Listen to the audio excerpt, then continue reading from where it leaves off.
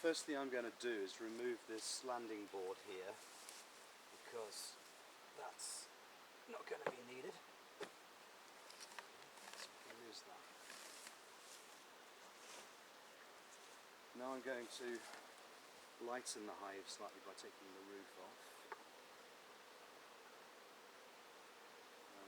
In here we see remains of some fondant that was obviously fed to them over the winter. It has never been removed, so it's been trapped on there.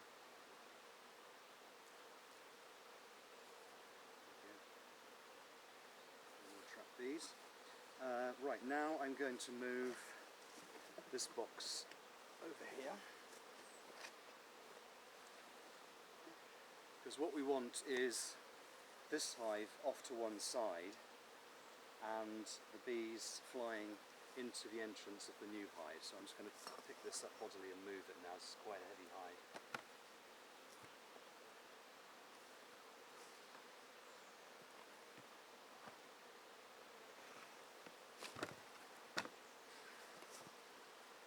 I would say this weighs probably close to, it's probably 80-90 pounds. And that's one of the drawbacks of these big old Dadant hives. They are very, very heavy things to move around. You notice that already we have a bunch of bees looking for their entrance, although it's only a matter of inches away from where it used to be. That's how closely they orientate themselves. Now this box has a mesh floor, so it's completely self-contained.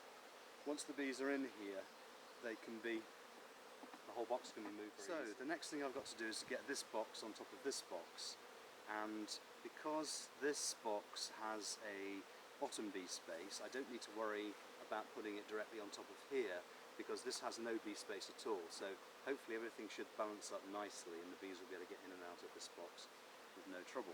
So I've just got to lift this box on top of that one.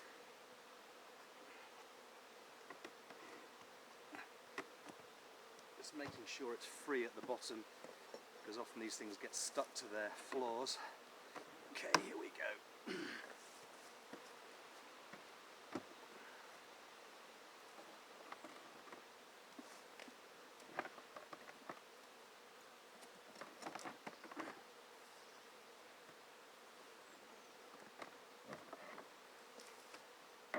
That's it, right, that's nicely aligned on there. Gives us an opportunity to look at the floor of this one. This mesh floor, I actually designed this about 5-6 years ago as a modification to the Dadant hive to allow the easy inspection for Varroa. And as you can see, this sits on here. This is the original entrance block, which just gets turned around through 180 degrees. The mesh floor goes on top, and then you can slide out this plastic tray. As you can see, this hasn't been done for a while, and there's all sorts of stuff in here, which I shall have a look at in a moment. Meanwhile, I just want to make sure that these bees are able to fly in and out of the entrance.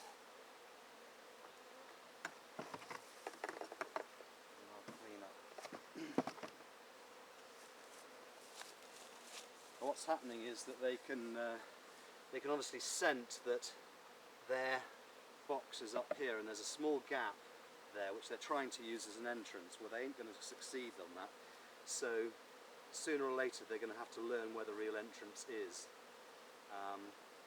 But in the meantime, what I can do is to move this box forward about 1 inch, and that will give them a temporary entrance that they can use for the meantime.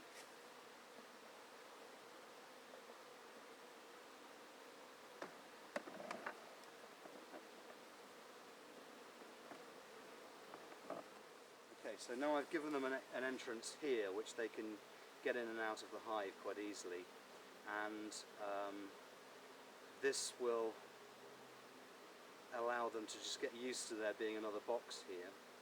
And probably this evening I should come back and close this entrance, because then the only way they can get out of this box is by going down through the top bar hive part of it.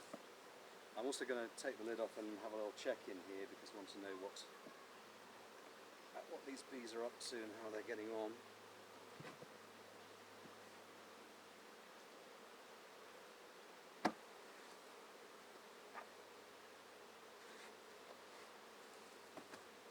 Now the process of transfer is going to be done at the speed of the bees,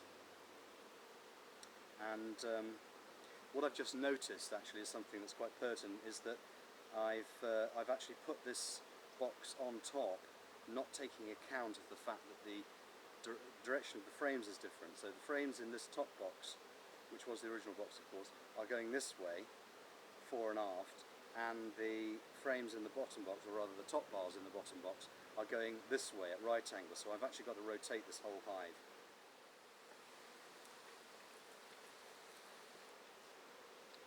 I've just put my gloves on and got my water bottle handy, because these bees are a little bit feisty. Just going to move them around now.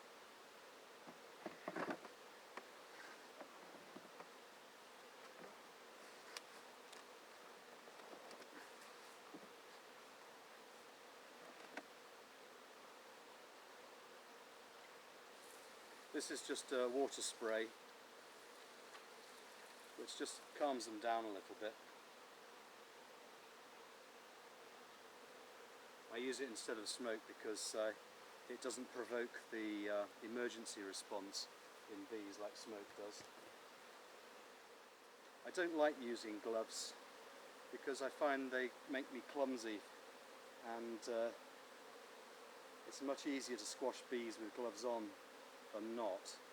But these are quite, shall we say, excitable bees, and so I'm not inclined to do this job without gloves today. There's plenty of brood in here. Looks like a healthy hive. I'm just going to check a couple more combs. Now you can see you get that familiar scent of bananas, which lets you know that the hive is really not entirely happy with you being here.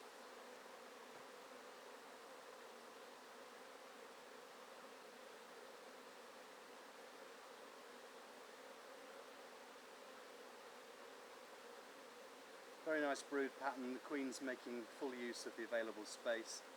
There's a cell there which has, by the look of it, got a developing larva in it, so it looks like they might be thinking of requeening themselves.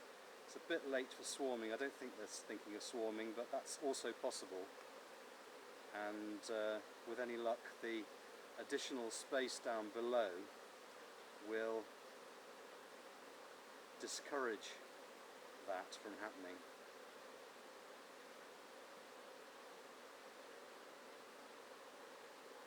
So I've just put the hive back together.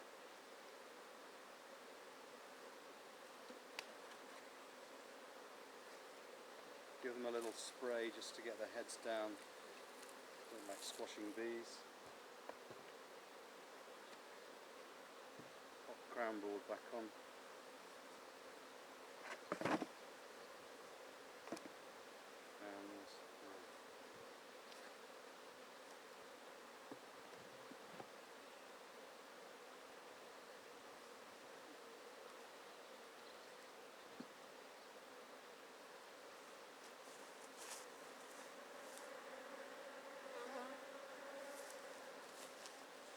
And there we are. It's going to take them a while to sort themselves out.